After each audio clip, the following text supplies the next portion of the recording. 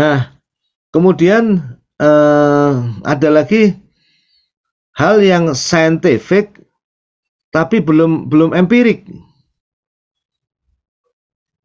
Ini saat ini sedang bergolak dunia ilmu ini ya, dunia sains ini dalam 100 tahun terakhir ini. Salah satu yang paling tragik adalah Stephen Hawking yang sampai meninggal nggak dapat hadiah Nobel. Maka beberapa saat sebelum meninggal tuh dia diberi medal khusus ya, karena kontribusinya yang luar biasa dalam bidang sains dan membuka jalan dalam riset astrofisika dengan cara yang sangat luar biasa. Tapi satu pun dari terobosan dia itu belum bisa terukur, belum bisa diuji secara ilmiah sampai hari ini. Dan diperkirakan baru akan bisa terukur 500 tahun lagi. Nah, titik ini penting karena ini menggoncang gerakan filsafat sains ya. Filsafat sains itu nggak berhenti, bukan satu set kebenaran seperti hukum Pitagoras yang sudah mati, enggak. Pencarian masyarakat dunia ya, pencarian para saintis akan dasar-dasar filsafat yang bisa diandalkan tuh bukan suatu hal yang berhenti, masih bergerak terus. Nah, sains alamiah tuh sekarang masih bermasalah dengan hal-hal yang non-empirik scientific ini.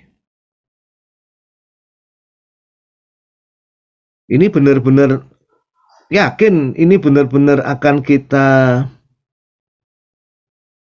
delete dari domain sains atau enggak? Kalau begitu jurusan fisika murni itu nggak boleh disebut saintis. Mereka harus disebut matematikawan. Jadi kalau di jurusan fisika itu ada fisika instrumentasi, itu masih saintis ya. Tapi kalau sudah masuk fisika murni itu kumpulan matematikawan. Salah satu asisten saya filsafat sains tahun lalu ya, yang membantu saya mentranskripsikan buku menjadi filsafat sains yang Anda bawa itu, dia lulusan fisika murni ya. Tugas akhirnya itu menurunkan salah satu varian dari persamaan Hawking-Kern ya. Sama sekali nggak ada simulasinya. Jadi tugas akhir tuh isinya penurunan rumus saja. Ya, dan menurut dia itu di jurusan fisika murni ITB itu masih ada beberapa profesor yang itu ya aktivitasnya. Jadi menurunkan dari satu formula ke formula lain, menemukan fenomena-fenomena dalam bentuk mathematical truth ya. Apakah di jurusan di STEI ada? Oh, ada itu ya. Kerjaannya nurunin gitu. Tapi kalau di STEI masih terbantu lah ya, masih suka. STEI ITB masih suka. Akhirnya dicobalah di satelit, dicobalah di robot, di kolom distilasi. Di mana itu tempatnya di STEI ITB yang suka ngoprek persamaan-persamaan itu ya. Di disiplin-disiplin seperti machine learning itu sebetulnya penemuan-penemuan algoritmnya di level terdalamnya itu adalah level non-empiric scientific ya. Dia betul-betul non-empirik dulu, biasanya ada terobosan matematis ya. Termasuk dalam teori-teori besar dari sistem teori ya. Nah, ini membahas masalah impossibility. Nah, impossibility yang betul-betul disebut tidak mungkin dan nggak bisa diterobos ya impossibility logic ya.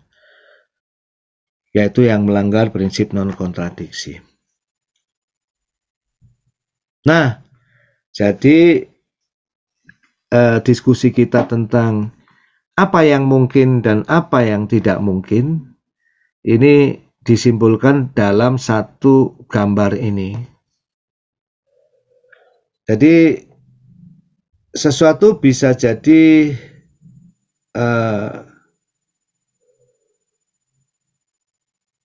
belum masuk indera kita ya, nggak bisa kita lihat,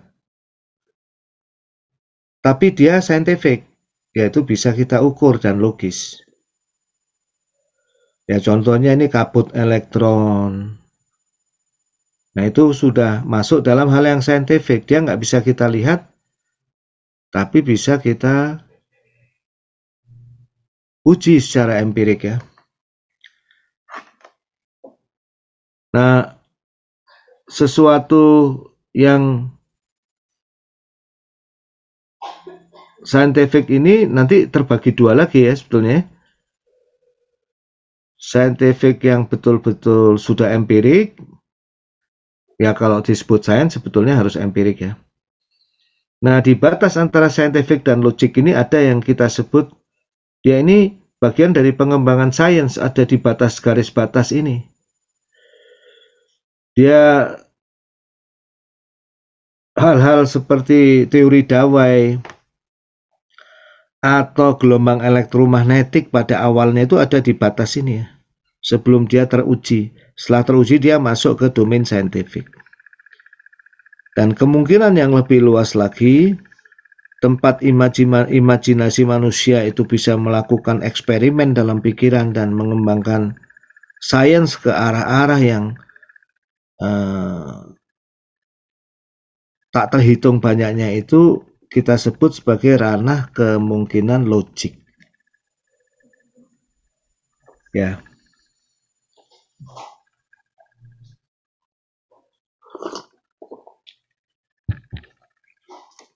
Salah satu alat utama dalam eksperimen di ranah kemungkinan logik ini adalah matematik. Mungkin akan ada alat-alat lain ya, yang saya belum bisa bayangkan sampai saat ini. Oke, ini kita berbicara tentang teori kemungkinan ya, impossibility. Kita break dulu 2-3 menit sebelum kita masuk ke inti pelajaran hari ini, yaitu teori kebenaran.